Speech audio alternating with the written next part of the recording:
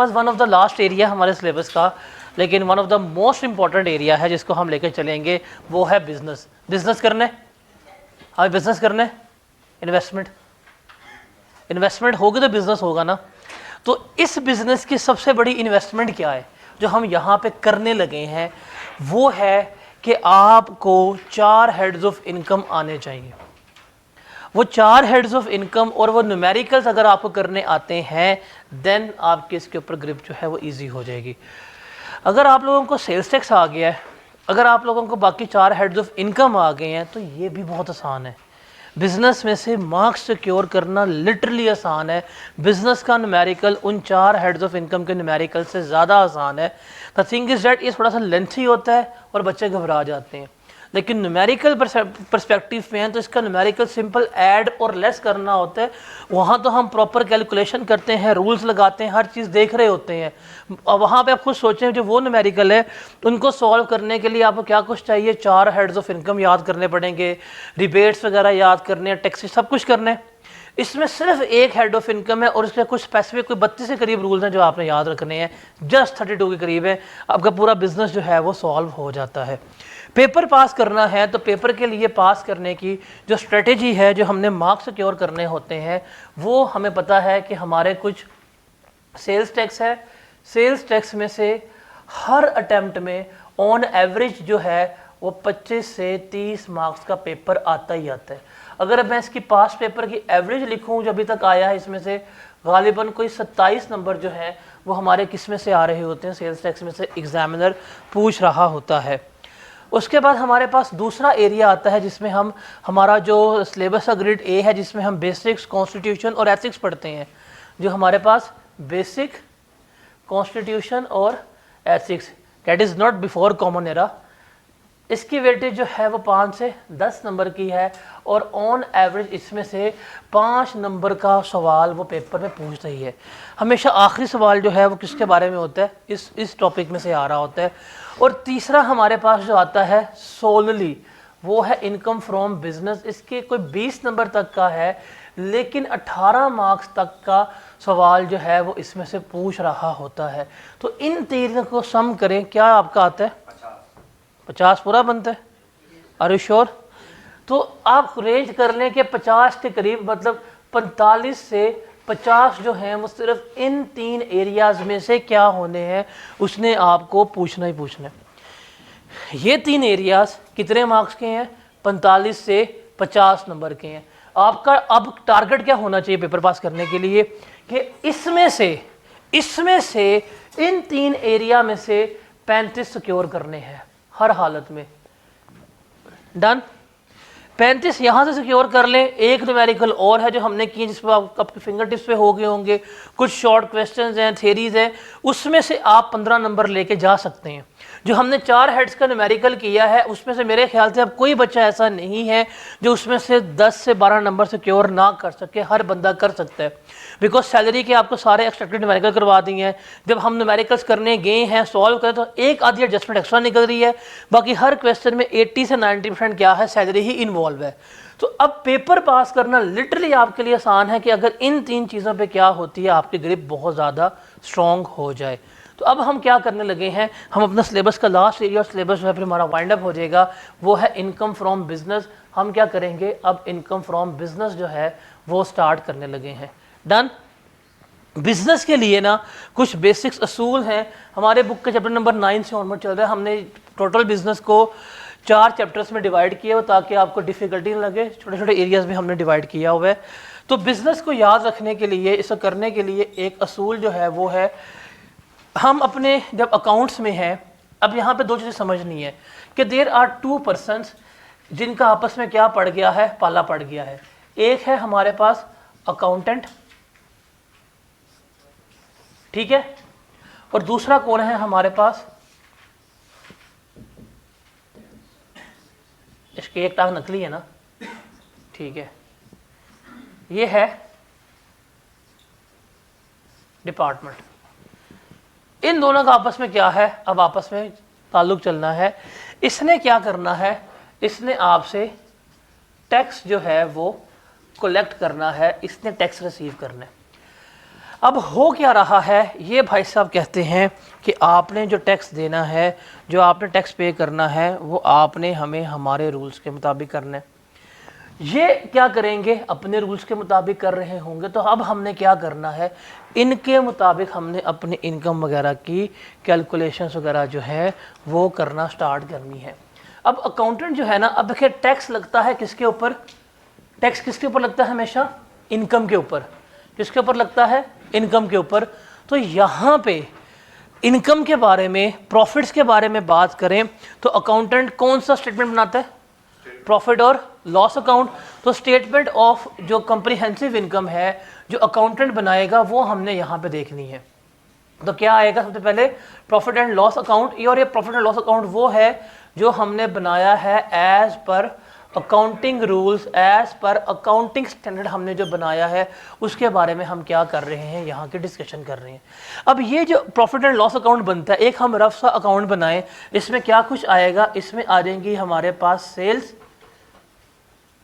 इसमें से लेस उसने करवाया होगा cost of sales. Cost of sales में हमें पता है क्या कुछ आएगा, ओपनिंग स्टॉक आएगा, इसमें हम ऐड करेंगे परचेजेस, लेस करेंगे हम क्लोजिंग स्टॉक, तो मेरे पास क्या आ जाएगा, कॉस्ट ऑफ सेल्स आ जाएगा। और यहाँ पे मेरे पास क्या आ जाएगा, ग्रॉस प्रॉफिट।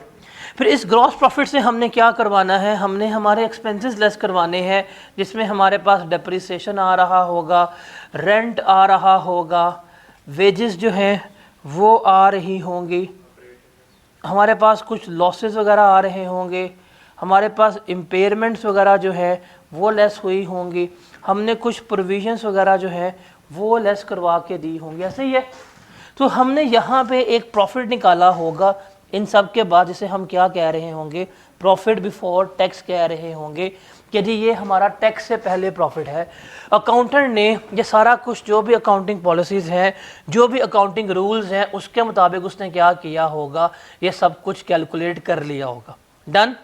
अब वो टैक्स सारा ये प्रॉफिट कैलकुलेट करके क्या जाएंगे, टैक्स पे करने के लिए जाएंगे।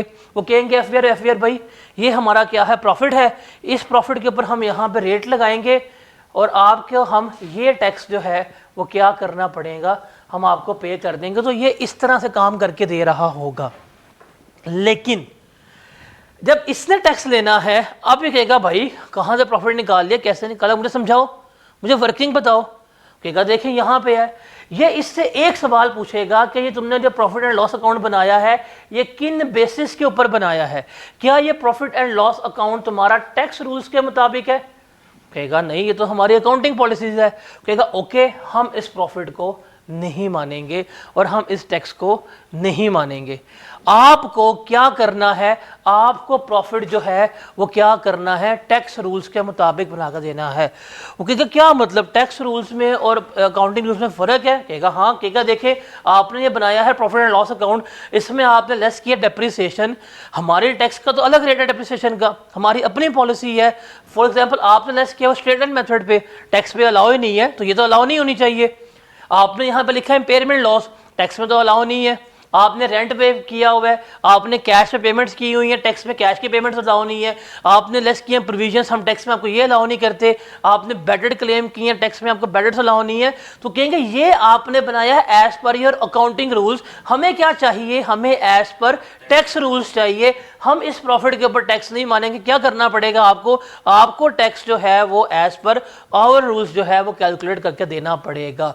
अब बिजनेस की ये चीज़ें भी डिस्कस करो, इसको समझ जाए ना, आपका आगे जाके FA2 में एक स्टैंडर्ड आएगा IAS 12 इनकम टैक्स का, वो सारा इसके ऊपर बेस कर रहा है और FA2 का सबसे मुश्किल स्टैंडर्ड समझा जाता है। बच्चों को समझ आती है कि इसमें क्या हो रहा है क्या नहीं हो रहा, क्यों, उसकी पूरी बेस इस वक्त हम यहाँ पे पढ़ रहे हैं, जो वहाँ पे जाके आप क्या कर रहे होंगे, इस्तेमाल कर रहे होंगे। अब यहाँ पे क्या किया, अब यहाँ पे टैक्स वालों ने आपका ये प्रॉफिट जो है वो मानने से इनकार कर दिया। अब कहेगा इसमें एडजस्टमेंट करो, अपने इस प्रॉफिट एंड लॉस अकाउंट को क्या करो, रिवाइज करके दो। हम क्या करेंगे, अब इस प्रॉफिट एंड लॉस अकाउंट को तब्दील करेंगे, इसको चेंज करेंगे। ये जो हमने निकाला है यहाँ पे प्रॉफिट बिफोर टैक्स, इसमें अब हमने क्या करनी है, इस प्रॉफिट बिफोर टैक्स में हमने करनी है एडजस्टमेंट्स। क्या करनी है, हमने एडजस्टमेंट्स करनी है। अब वो एडजस्टमेंट्स क्या होंगी, देखें टैक्स वाले कहते हैं कि कोई चीज़ जो है एक्सपेंस ए हो गया, एक्सपेंस बी हो गया, एक्सपेंस सी हो गया, ये आप क्लेम नहीं कर सकते। क्लेम करने का मतलब है आप लेस नहीं करवा सकते, हम लेस नहीं करवा सकते। टैक्स वालों ने मना कर दिया, आप इसको लेस नहीं करवा सकते।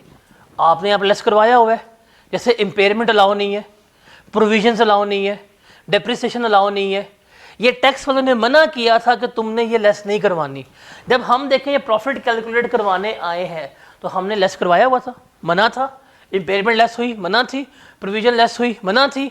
तो ये हमें डिसअलाउड है ना, हमने लेस करवाए तो हमें क्या करना पड़ेगा, इनको ऐड बैक करना पड़ेगा। तो हम क्या करेंगे, वो तमाम एक्सपेंसेस जो टैक्स में डिसअलाउ है उन्हें हम कहते हैं इनएडमिसिबल एक्सपेंसेस। वो सारे हम क्या करेंगे, वो सारे हमने यहाँ पर ऐड बैक कर देने हैं। क्या कर देने हैं, ऐड बैक।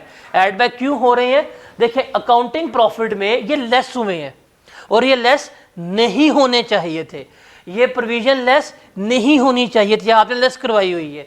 रिपेयरमेंट लॉस नहीं लेस होना चाहिए था, आपने लेस करवाया हुआ है। कोई एक्सपेंस आपने कैश में पे किया है वो लेस नहीं होना चाहिए था, आपने लेस करवाया हुआ है।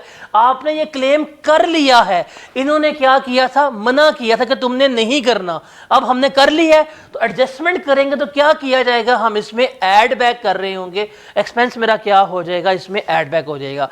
तो ये है इनएडमिसिबल एक्सपेंसेस, ठीक है।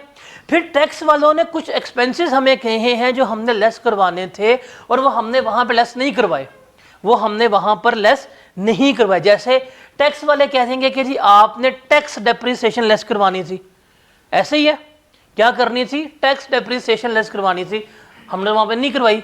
तो कुछ ऐसे एक्सपेंसेस हैं जो टैक्स के मुताबिक होने चाहिए थे और हमने वो लेस नहीं किए। अब नहीं किए तो वो हम क्या करवा देंगे, यहां सर लेस करवा देंगे, वो हमारे हो जाएंगे एडमिसिबल रिडक्शंस। वो लेस करवाएंगे तो मेरे पास क्या आ जाएगा, प्रॉफिट आ जाएगा कि ये मेरा क्या बनता है, प्रॉफिट बनता है, या ये मेरी इनकम फ्रॉम बिजनेस बनेगी। जब ये इनकम फ्रॉम बिजनेस आ जाएगी तो इस इनकम फ्रॉम बिजनेस पे हम रेट लगाएंगे, जो भी मेरे पास रेट आ रहा होगा और उसके मुताबिक डिपार्टमेंट को क्या किया जाएगा, टैक्स जो है वो पे किया जा रहा होगा। ठीक है, इज दैट क्लियर?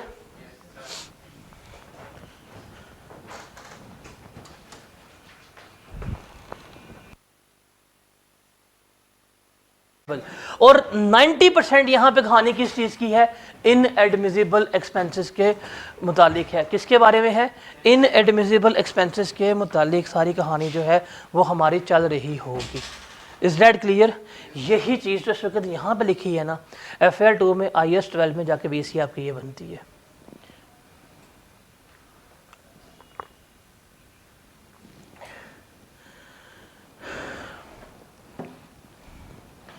तो हमने अब क्या करना है, हमें पेपर में ये चीज़ गिवन होती है, ये गिवन होती है, ये हमने करनी है और ये निकाल के टैक्स लगाना होता है। तो बेसिकली बिजनेस में क्या करना है कि उसने हमें एक existingly profit and loss account given किया है, उसमें हम क्या करेंगे, एडजस्टमेंट्स करेंगे और हमारे पास क्या आ जाएगी, इनकम फ्रॉम बिजनेस आ जाएगी। एक एक्सपेंस टैक्स वालों ने कहा था आपने लेस नहीं करवाना, एक ऐसा एक्सपेंस था टैक्स वालों ने कहा था, just take an example, tax वालों ने कहा कि प्रोविजन फॉर डाउटफुल डेट आपने लेस नहीं करवानी और अकाउंटेंट ने भी वो लेस नहीं करवाई, तो कोई ट्रीटमेंट होगा? इसका मतलब क्या है कि यहाँ पे अकाउंटेंट ने ठीक काम किया। तो ट्रीटमेंट किसका है, जिस चीज़ का मना किया गया था आपने कर दी, उसकी एडजस्टमेंट ली जाएगी। जिस चीज़ का करने के लिए कहा गया था वो नहीं की तो उसकी एडजस्टमेंट। दो काम, जो नहीं करना था कर दिया तो क्या करना पड़ेगा, ऐड बैक करना पड़ेगा। जो करना चाहिए था वो नहीं किया तो क्या करना है, हमने लेस करना है। तो पूरी कहानी हमारी इस प्रिंसिपल के अगेंस्ट क्या होगी, रन कर रही होगी। डन? तो बिजनेस चूंकि थोड़ा सा बड़ा हेड है, इसमें जो एक्सप्लेनेशन आती है हमारे पास वो हमारे पास बिजनेस इनकम हम देखें क्या होती है, उसके बाद देखेंगे स्पेकुलेटिव इनकम क्या होती है, उसको देख रहे होंगे। उसके बाद असल कहानी जो बिज़नेस की है ना, वो इनकम की कैलकुलेशन की नहीं है, वो किसकी है, एक्सपेंसेस की है, जिसमें हम देखेंगे हमारे पास डिडक्शंस कौन कौन सी हैं। इसमें से हम कुछ देखेंगे, कुछ हमारे पास जनरल डिडक्शंस हैं जो हमें अलाउड हैं, कुछ देखेंगे हम ऐसी डिडक्शंस जो हमें क्या है, डिसअलाउड है, जो हम कभी भी क्लेम नहीं कर सकते, उसके बारे में बात करेंगे। उसके बाद देखेंगे कुछ कैपिटल एक्सपेंडिचर्स के डेप्रिसिएशन कैसे रिकॉर्ड करनी है, इनिशियल अलाउंस कैसे रिकॉर्ड करना है, इंटेंजिबल्स कैसे रिकॉर्ड होंगे, अमोर्टाइजेशन कैसे चल रही होगी, इसके बारे में हम बात करेंगे। फिर हम देखेंगे डिस्पोजल ऑफ एसेट्स, के एसेट्स बेचेंगे, गेन कैसे निकालना है, लॉस कैसे निकालना है, एक्सचेंज कैसे होगा, नॉन रिकॉग्निशन रूल, वो जो हम कैपिटल गेन में पढ़ के आ चुके हुए हैं कि इन केसेस में डिस्पोजल है, डिस्पोजल ट्रीट नहीं होगा। डिस्पोजल होता क्या है, जो हम पढ़ के आ चुके हुए हैं कि डेजर्ट, स्टार, एलसीडी, ये हमारा क्या है, डिस्पोजल है। तो वो सारा हमने इसमें डिस्कस करना होता है। फिर हम कुछ ऐसे करेंगे जो स्पेशल डिडक्शंस होती हैं या कुछ स्पेसिफिक डिडक्शंस हैं कि अगर आपके बिजनेस में ये इवेंट होगा तो फिर कर सकते हैं, जैसे रिसर्च एंड डेवलपमेंट पे खर्चा हो गया, प्रॉफिट ऑन डेट हो गया, बैड डेट्स हो गए। और एंड पे हम जाके डिस्कस करेंगे मेथड ऑफ अकाउंटिंग, कि हमारा अकाउंटिंग मेथड्स क्या होना चाहिए, उसके बारे में हम क्या कर रहे होंगे, डिस्कस आउट कर रहे होंगे। तो बेसिकली ये चीज़, ये सारे एक्सपेंडिचर्स जो हैं वो हमने क्या करने हैं, यहाँ पे देखने हैं, यहाँ पर हमने उनको लेके चलना है कि ये इस तरह से हम क्या कर रहे होते हैं, लेकर चल रहे होते हैं। Got it. अब हमें पता है कि हमारे पास जो हेड ऑफ इनकम है ये 5 ही हैं, salary, property, capital gain, business और अदर सोर्स। देखिए हमने काफ़ी चीज़ें ना बिज़नेस की इन हेड्स में डिस्कस की हुई हैं, लेकिन देखें सैलरी में हमने सारा कुछ डिस्कस किया था एम्प्लॉय के पर्सपेक्टिव से। यही है कि जी एम्प्लॉय को ये मिल रहा है, ये बेनिफिट है, एम्प्लॉय को ये मिल रहा है, ये बेनिफिट है, सैलरी में ऐड कर दें। पे कौन कर रहा है, बिजनेस। यहाँ पे अब हम क्या करेंगे, उस पेमेंट के पर्सपेक्टिव से डिस्कस आउट कर रहे होंगे। डन। तो वेटेज इसकी हमने डिस्कस आउट कर ली है कि इसकी वेटेज क्या है, लिखा हुआ है। अब देखते हैं कि बिज़नेस में क्या कुछ शामिल है, बिज़नेस में क्या कुछ शामिल है उसको देखते हैं। कि अगर हम बात करें बिज़नेस की, तो बिज़नेस में क्या कुछ शामिल है। रिमेंबर, प्रोफेशन किसी भी किस्म का, लाइक चार्टर्ड अकाउंटेंट, डॉक्टर्स, वकील्स, लॉयर्स, इंजीनियर्स, ये सारे क्या हैं, सर्विसेज प्रोवाइड कर रहे हैं। तो ये क्या कर रहे हैं, बिज़नेस नहीं कर रहे। ट्रेडिंग, तजारत बिज़नेस में आती है। कोई भी वोकेशनल एक्टिविटी, ये जिस तरह ये प्लम्बर वगैरह हो गए, कारपेंटर वगैरह हो गए, ये इसमें आ रही होती हैं। अब एक प्लम्बर है, दुकान खोल के बैठा हुआ है, जाता है पाइप जोड़ के आ जाता है, भाई बिज़नेस कर रहा है वो। उसके अलावा मैन्युफैक्चरर, वो भी आ रहा है। कोई भी एडवेंचर वगैरह कर रहे हैं, वन ऑफ टाइम कोई इवेंट आपने किया है, वो इसमें आ जाएगा। कॉमर्स वगैरह वो जो है सारा कुछ इसमें आ रहा होता है। या कोई भी ऐसी एक्टिविटी जो इसके साथ कर रहे हैं, इनको सपोर्ट करते हुए, ठीक है, प्रोफेशन में, वोकेशनल ट्रेनिंग में काम कर रहे हैं, वो भी क्या होगा, आपका बिजनेस ही आएगा। आप कारपेंटर हैं लेकिन साथ प्लम्बरी भी कर लेते हैं, तो वो भी क्या होगा, आपका बिजनेस ही शामिल होगा। बट इसमें एक चीज़ नहीं आती, वो है एम्प्लॉयमेंट। एम्प्लॉयमेंटशिप जो है वो कभी भी हमारे बिजनेस का पार्ट नहीं बन रही होती, उसको हम यहाँ पे ट्रीट नहीं करते। डन। अब जब बिज़नेस की बात करेंगे तो अब हमारे पास सेक्शन फर्स्ट आ रहा है, डैट इज सेक्शन नंबर 18। इसमें बहुत डिटेल है, बहुत थ्योरी है। हर थ्योरी याद करने वाली नहीं है, कुछ थ्योरी है जो रीड ओनली है, कुछ थ्योरी है जो लाइक एक जनरल नॉलेज के पर्सपेक्टिव पे आपको पता होनी चाहिए। अभी जो हमने बिजनेस की डेफिनेशन पढ़ी है, that was all about general knowledge कि vocation, profession, manufacturing, trading, e commerce, सारा कुछ जो है ये बिज़नेस होता है। और एक कॉमन सेंस की बात है कि जो नौकरी है वो कभी भी हमारा बिजनेस में कंसीडर नहीं हो रही होती, ठीक है। अब चूंकि अभी स्टार्टिंग में हमने देखा था कि हमारे पास सेक्शंस हैं, सेक्शन नंबर 18 और सेक्शन नंबर 19, दे एक्सप्लेन कि हमारा बिज़नेस क्या होता है, कौन कौन सी इनकम जो है वो हमारे बिज़नेस का पार्ट बनेगी।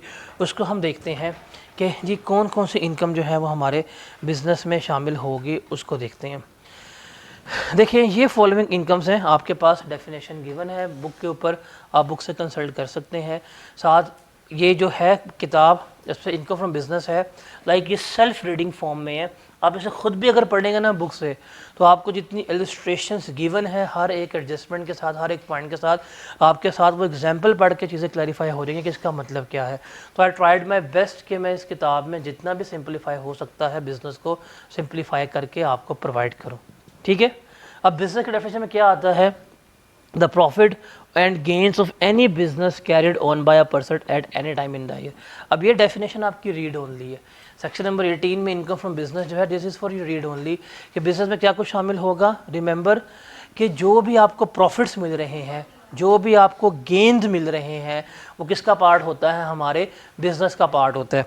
देखें, प्रॉफिट का मतलब क्या है? कारोबार कर रहे हैं, जैसे दूध की दुकान है आपकी, उसके ऊपर आप दूध बेच रहे हैं, दही बेच रहे हैं, आपको प्रॉफिट्स हो रहे हैं, बिजनेस। फ्रिज बेच दी है, गेन हुआ, ये भी क्या है? बिजनेस। ये बिकॉज वो किससे फ्रिज एसोसिएटेड है? बिजनेस का एसेट है। तो बिजनेस के एसेट्स को बेचेंगे तो हमारा क्या आएगा? उस पर गेन ही कंसिडर हो रहा होगा। डन। उसके अलावा इसमें क्या कुछ शामिल होगा? रिमेंबर, कोई भी ऐसी income derived by any trade, professional और similar association from the sale of goods services to its member, वो भी किस में आएगी? वो भी हमारी इसी में ट्रीट हो रही होगी। ओके, जैसे एक वकील है, वो सर्विसेज दे रहा है, पैसे मिल रहे हैं, बिजनेस। डेंटिस्ट है, अब देखिए डेंटिस्ट दो में, एक डेंटिस्ट जो जॉब कर रहा है उसको पैसे मिल रहे हैं, वो सैलरी का पार्ट है। बट एक डेंटिस्ट ने अपना क्लिनिक खोला हुआ है, उसको जो पैसे मिल रहे हैं वो किसका पार्ट है? उसके बिजनेस का पार्ट होगा। चार्टर्ड अकाउंटेंट है, एक जगह पे CFO के तौर पे काम कर रहा है, सैलरी ले रहा है, जॉब। अपनी फर्म खोल के बैठा हुआ है, वही अकाउंटेंसी सर्विसेज प्रोवाइड कर रहा है, तो क्या होगा? बिजनेस ट्रेड हो रहा होगा। एक आर्किटेक्ट है, जॉब कर रहा है, नक्शे बना के दे रहा है, तो क्या है? वो बिजनेस है। वही आर्किटेक्ट की अपनी एजेंसी है, खुद बना के प्रोवाइड कर रहा है, किसी के अंडर काम नहीं कर रहा, तो क्या होगा? वो बिजनेस होगा। बिकॉज इसमें अब अपने सर्विसेज बेच रहे हैं, आप चीज़ें बेच रहे हैं, उनसे पैसे कमा रहे हैं, तो ये भी क्या होगा? आपका बिजनेस ट्रेड हो रहा होगा। उसके बाद हमारे पास आता है कोई भी ऐसी इनकम, इसको हाईलाइट कीजिएगा, जो आपको मिल रही है फॉर द हायर और lease of tangible movable property. Tangible movable property को हाईलाइट कर ले, इस पे आपने ज़रा थोड़ी सी डिस्कशन करेंगे। देखें, there are two types of property, एक होती है टेंजिबल और दूसरी होती है हमारे पास इनटेंजिबल। इनटेंजिबल प्रॉपर्टी में बेसिकली लैंड आता है और हमारे पास क्या आता है? बिल्डिंग आ रही होती है। ऐसे ही है, लीज और हायर का मतलब यहाँ पे है कि आप रेंट पे दे रहे हैं, आप किस पे प्रोवाइड कर रहे हैं? किराए पे प्रोवाइड कर रहे हैं। रिमेंबर, ये कभी भी नहीं भूलना, कभी भी इसको लाइक प्रैक्टिकल लाइफ में भी नहीं भूलना कि हमारे पास जब भी प्रॉपर्टी का जिक्र होगा,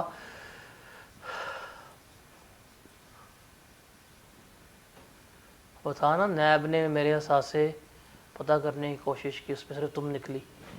वो वाले असासे बीच में नहीं आने चाहिए। यहाँ पे दो टाइप प्रॉपर्टीज़ हैं, एक है हमारे पास कौन सी? इमूवेबल, और दूसरी कौन सी है? मूवेबल। इमूवेबल में कौन सी आती है? बेसिकली लैंड और बिल्डिंग। दैट्स ठीक है। रिमेंबर, लैंड या बिल्डिंग, अगर हम इनको रेंट आउट कर रहे हैं, हम इनको रेंट आउट कर रहे हैं, ये हमेशा किसका पार्ट बनेगी? इनकम फ्रॉम प्रॉपर्टी का पार्ट बनेंगे, हमेशा, ऑलवेज। बेशक आपके पास एक घर है, बेशक आपके पास 1000 घर हैं, घरों के किराए की इनकम कहाँ जाएगी? इनकम फ्रॉम प्रॉपर्टी में जाएगी।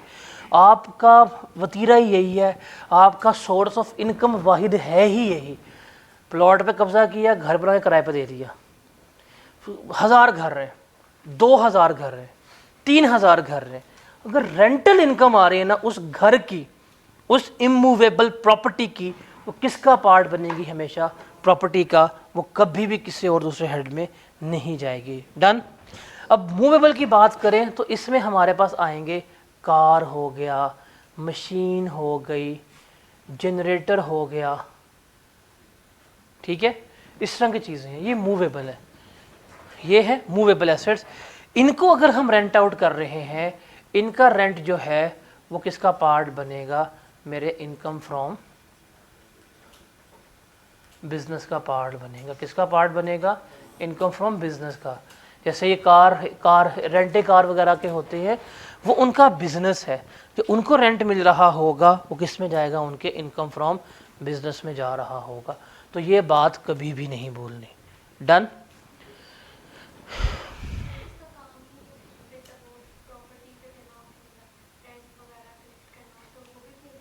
मैंने यही कहा था आसान उर्दू में, मैं थोड़ी सी इससे आसान उर्दू बोली थी।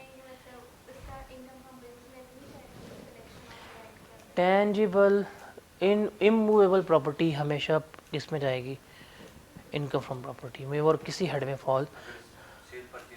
सेल परचेज का काम है तो आप बिजनेस में, यहाँ पे वो लाइन क्या लिखी हुई है कि आप हायरिंग कर रहे हैं।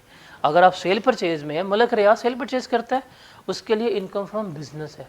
यही तो बात है, एक प्रॉपर्टी है, वन टाइम बेच दी है, खुद बेची है, कैपिटल गेन है। उस प्रॉपर्टी का कारोबार कर रहे हो, बिजनेस है। आपकी बिजनेस की प्रॉपर्टी है, फॉर एग्जांपल एसबीआई कॉलेज है, इनका एक लैंड हो जो एसबीआई के नाम हो, एक बिल्डिंग हो जो एसबीआई के नाम हो, अगर ये उसको डिस्पोज ऑफ करते हैं, वो बिजनेस की प्रॉपर्टी है, तो उसका गेन किसका पार्ट बनेगा, इनकम फ्रॉम बिजनेस का पार्ट बनेगा। ज़ाती ज़मीन होगी, जो है उसको बेच रहे हैं तो वो कैपिटल गेन।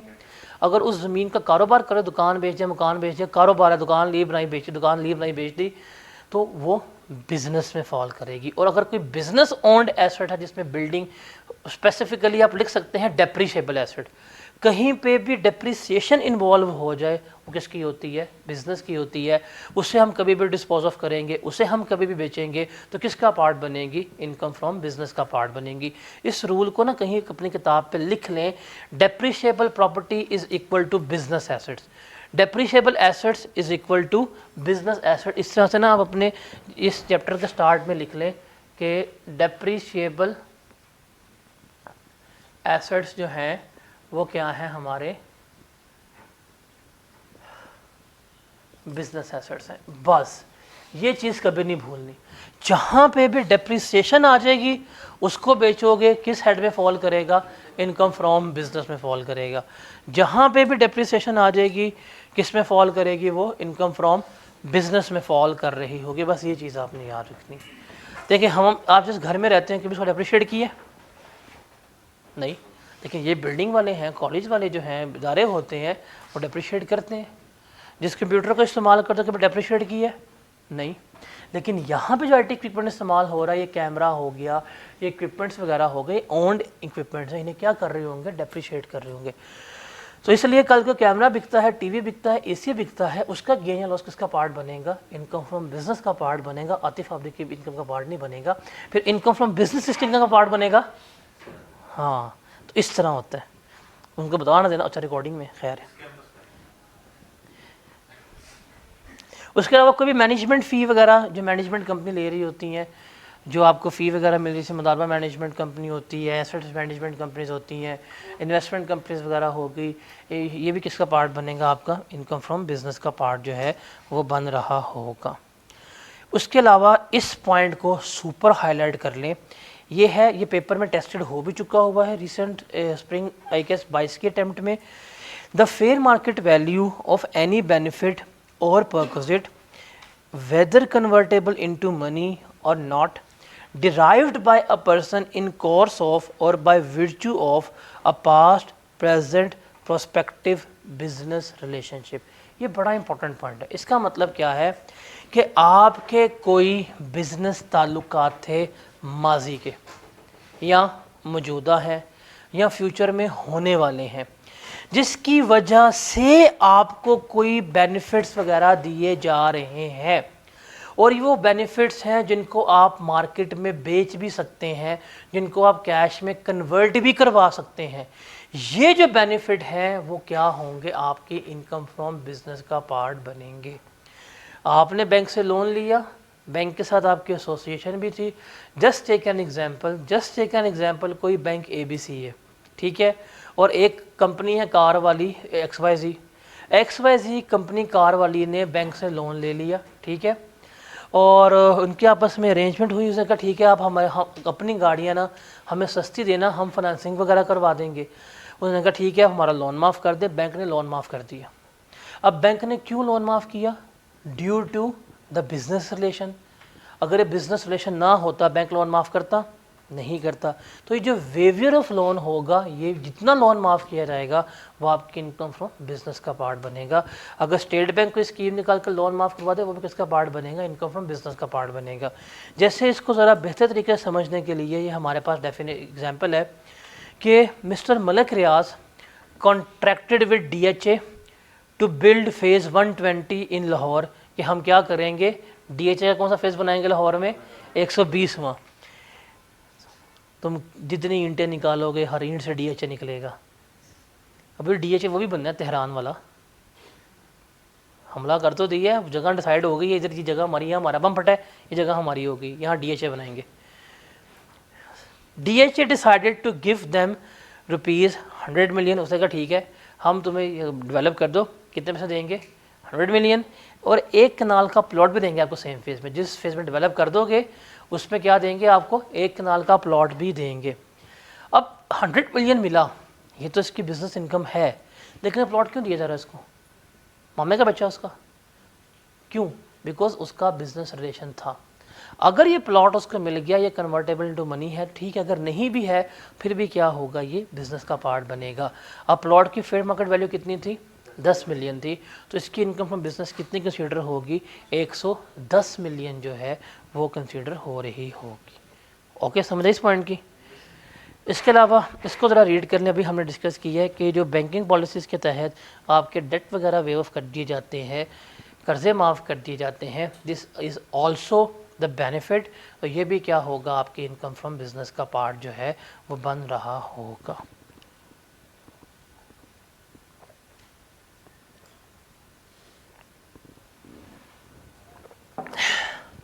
डन?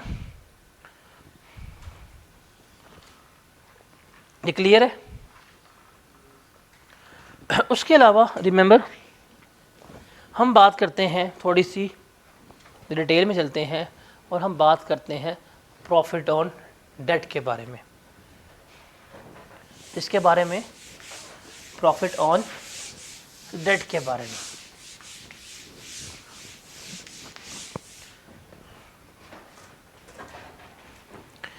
देखें जी, प्रॉफिट ऑन डेट हम बढ़ के आ चुके हैं, क्या होता है क्या नहीं होता, ठीक है। प्रॉफिट ऑन डेट मिल रहा है एक ऐसे बिजनेस को, और एक प्रॉफिट ऑन डेट मिल रहा है बैंक्स को या इस तरह के रिलेटेड इदारों को, मतलब फाइनेंशियल कंपनीज हो गई, लीजिंग कंपनीज हो गई, इनको। देखिए, एक ऐसा बिजनेस है जो प्रॉफिट ऑन डेट कमा रहा है, हालांकि उसका काम वो प्रॉफिट ऑन डेट कमाना नहीं था। SBI, इसका बिजनेस क्या है?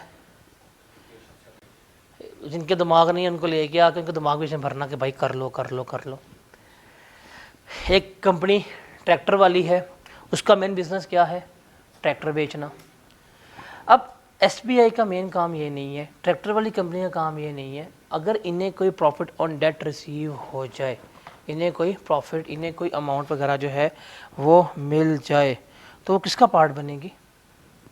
सिंपल सी बात है, क्योंकि ये इनका मेन प्रिंसिपल बिजनेस एक्टिविटी ये नहीं थी। अब चूंकि इनकी मेन प्रिंसिपल बिजनेस एक्टिविटी नहीं थी, तो ये इनका पार्ट बनेगी इनकम फ्रॉम अदर सोर्स का। जैसे ये हम बात कर रहे हैं मैन्युफैक्चरिंग कंसर्न की या सर्विस प्रोवाइडर की, इसमें भी हम पढ़ के आए हैं कि अगर इंडिविजुअल है, अगर इंडिविजुअल का 5 मिलियन से कम का है तो किसका पार्ट बनेगा? FTR का पार्ट बनेगा। अगर 5 मिलियन से ऊपर का है तो NTR का। और कंपनीज का तो हमेशा उनका नॉर्मल टैक्स लग रहा होता है, पढ़ के आए हैं। लेकिन बैंक, कोई फाइनेंशियल कंपनी हो गई, कोई लीजिंग कंपनी हो गई, कोई फाइनेंशियल इंस्टीट्यूशन हो गया, अगर इन्हें प्रॉफिट ऑन डेट मिल रहा है तो ये किसका पार्ट बनेगा? इनके बिजनेस का पार्ट जो है वो बन रहा होगा। देखिए, बैंक का मेन क्या प्रिंसिपल होता है? लोन लेना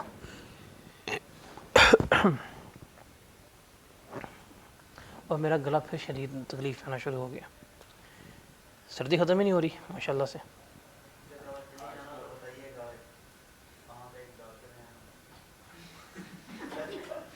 क्यों भाई, क्यों भाई?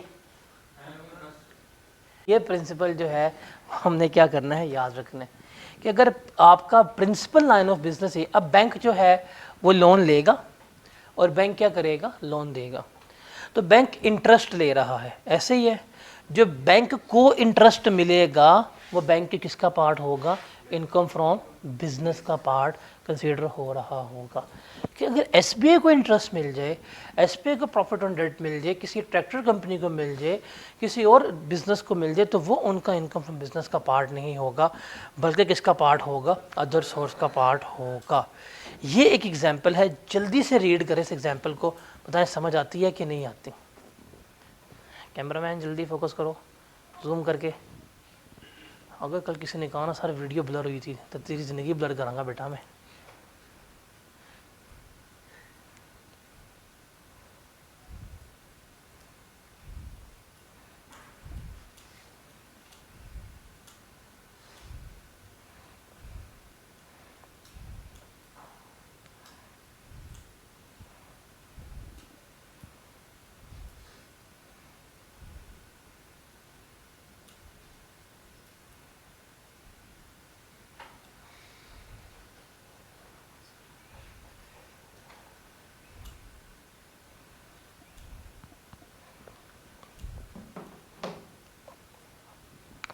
तेरा तो यस कहना बनता भी है।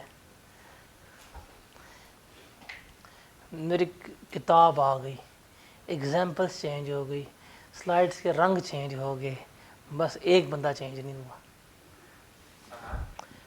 मैं कहता हूँ हुकूमतें तब्दील हो गई हैं। वॉइस में देखे ना, मजाक के अलावा। इमरान खान पीएम था, फिर पीडीएम हुई, अब पीडीएम चली गई, अब अगला पीएम आने वाला है। बंदा एक ही है, सब्जेक्ट भी एक ही है, वो तब्दील नहीं हुआ है टिल डेथ। है जिंदा रहना ज़्यादा मुश्किल है मरने से।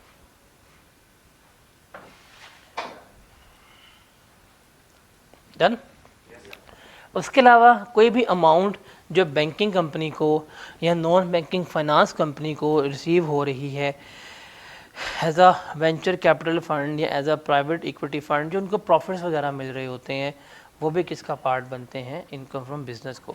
ये जो आखिरी दो पॉइंट हैं तो सोलली आपके रीड ओनली हैं, these are related from the company, और कंपनी की टैक्सेशन जो है उस सिलेबस का पार्ट हमारे नहीं है। ये और एग्जांपल जो है इसको ज़रा रीड आउट कर लें, फिर हम देखते हैं क्या समझ आती है। ये दोनों एग्जांपल्स जो हैं एमसीबी बैंक की और मिस्टर गरीब की, और गरीबों वो वाले ज़रा रीड करें, फिर हम ज़रा आगे चलते हैं। रीडेबल सही है ना? हाँ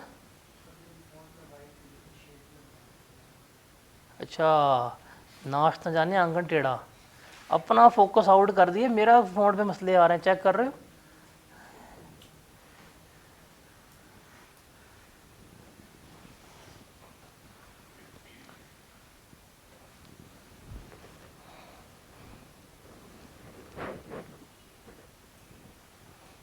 अच्छा, सर्दियों के हिसाब से ये रूम बड़ा अच्छा है। सर्दी सीरियस हो गई, हमने मजाक किया था कि दिसंबर इज़ नॉट दिसंबरिंग द वे ही दिसंबर्ड। अब जनवरी जिस तरह जनवरिंग कर रही है ना हमारे साथ, इस तरह जनवरिंग ज़िंदगी में कभी नहीं हुई। बारिश नहीं हो रही ना, दिस इज़ द प्रॉब्लम। बारिश नहीं हो रहा, कहीं पे स्नोफॉल नहीं हो रहा। इन दिनों में कभी भी आपको अड़ंकेल के ऊपर ऐसा नहीं होगा कि आपको कभी भी वहाँ पे स्नो ना मिली हो। ड्राई हुआ है, कलाम ड्राई है, आपका मरी ड्राई है, नथिया गली ड्राई है, तो this is very like horrible. अगर बर्फ़ ना हुई, ग्लेशियर्स ना जमे, पानी की स्कार्सिटी हो जानी है। और कभी फ्लड आता है तो अन्ना पानी आ जाता है, फिर पानी नहीं आता कभी, ये एक रॉन्ग नंबर है। क्लाइमेट चेंज जो है ना वो बड़ी लाइक सीरियस प्रॉब्लम बनती जा रही है। पाकिस्तान आई गेस नंबर 7 पे आता है वर्स्टली इफेक्टेड कंट्रीज़ में क्लाइमेट चेंज। आपका रीजन ऐसा है तो खैर वैसे भी दुनिया में तबाह तो होना ही होना है, निज़ाम है, निज़ाम की खात्मा भी तो होना है। जब ज़्यादा ख़राब हो जाएगा फिर कुदरत आएगी, कुछ इस तरह काम करेगी तो दुनिया रिस्टोर होगी। जैसे कोविड था, जब कोविड में लॉकडाउन लगा था दुनिया बंद हुई है, किसी दुनिया रिस्टोर हुई है? इतनी आला फिजाल हो के ज़िंदगी में कभी नहीं हुई जितनी उस वक्त हुई थी। तो ये तगय्युरात चलती रहती हैं। सही है, समझ आई? तो ये जो सारा हमने डिस्कस किया है, what was this? This is business जो हम यहाँ पे लेकर चल रहे थे। तो अब हमने क्या करना है, स्पेकुलेशन बिजनेस के बारे में बात करनी है कि स्पेकुलेशन बिजनेस क्या होता है, उसको देखना है। देख ले भाई, मुड़ के देख ले, तू घड़ी देख ले, जिनका हुआ है उनका नहीं हुआ, तेरा पहले ही हो गया है। समझ आ रही है? और पढ़े ना अभी? ठीक है, थैंक यू। देखा ये बच्चे एंजॉय कर रहे होते हैं तो कितना दिल करता है पढ़ने का उनको, तो ये बड़ा मज़ा आता है पढ़ाने का ना, इस चीज़ें। तो क्या है, अब हमने क्या लेना है, रिस्क टेकर बनना है। और रिस्क टेकर का मतलब क्या है, स्पेकुलेट। जैसे क्रिप्टो में सट्टा लगता है, फॉरेक्स में लगता है सट्टा, कुछ नहीं पता लेकिन प्रॉफिट आना ही आना है। एक आप क्या कर रहे हैं, चीज़ों को लेकर चल रहे हैं। तो यहाँ पे हम सेम वे में क्या डिस्कस करेंगे, अब इसको भी डिस्कस करेंगे। और ये हमारे पास क्या है, अब स्पेकुलेशन बिजनेस, किसके बारे में बात करेंगे, स्पेकुलेशन बिजनेस के बारे में।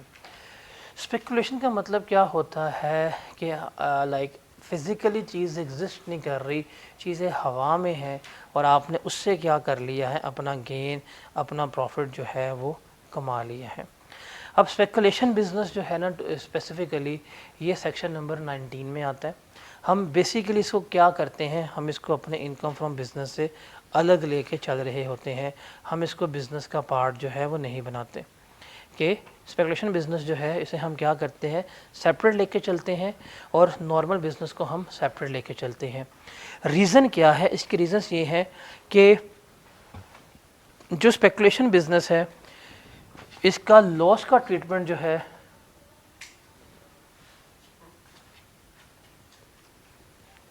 वो क्या होता है, अलग होता है।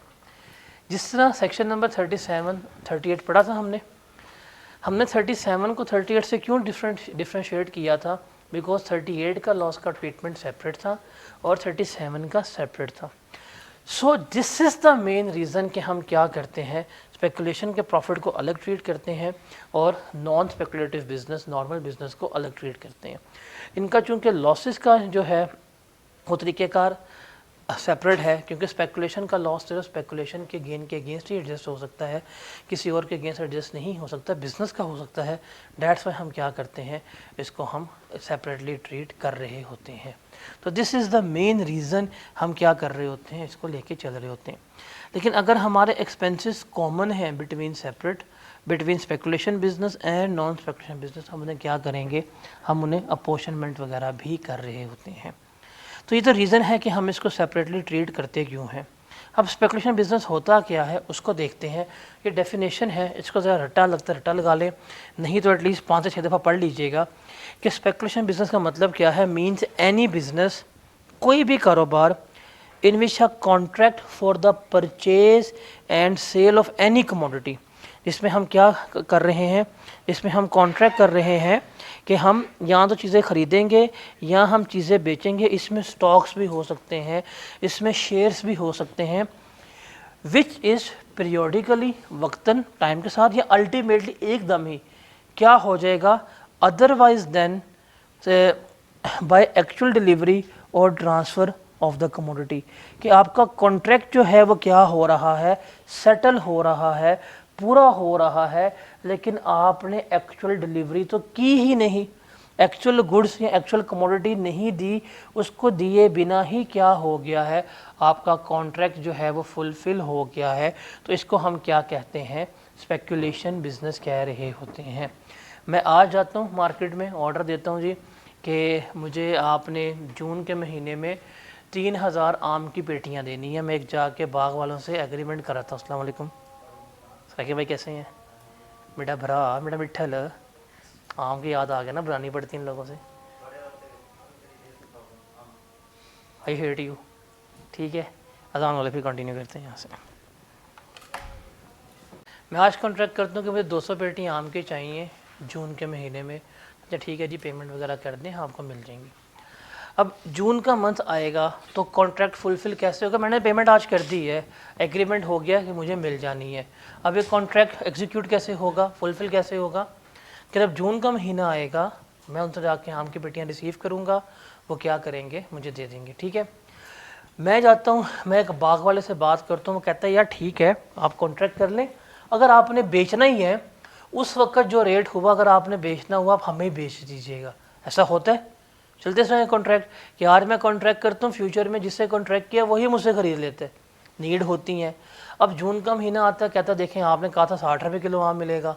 मैंने कहा हाँ, मैंने तो इसकी पेमेंट की है, 120 का मुझे बेचना है।